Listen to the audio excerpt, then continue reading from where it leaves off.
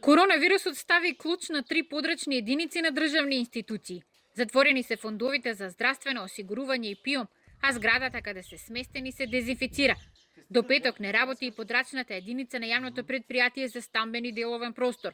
Досега во двата фонда се потврдени 6 случаи, 1 во здравство и 5 во ПИОМ. Земени се брисеви од сите 17 вработени. Откако ќе ги добиеме резултатите, ќе чекаме насоки како ќе продолжиме со работа. Фондот за здравство работи електронски, а откако ќе заврши дезинфекцијата на просторот, со странки ќе работи само еден шалтер.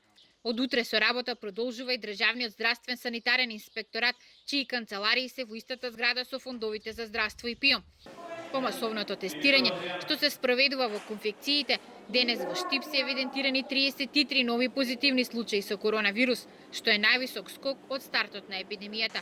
Конфекциите каде нема позитивни случаи, од денес работат нормално, другите со половина капацитет, а неколку одлучија работниците да ги пуштат на годишен одмор во наредните 2 недели. Се работи на брза детекција и се работи на брзо осознавање на контактите и на она што значи нови можни потенцијални случаеви, така што верувам дека овој период, оваа недела, целосно ќе се затвори целиот круг. Во Штип заклучно со денеска активни се 169 случаи. Најголемиот дел од носителите на вирусот немаат никакви симптоми, но растот на нови случаи го наполни инфективното одделение во Штип. Таму во моментот се лекуваат 25 пациенти.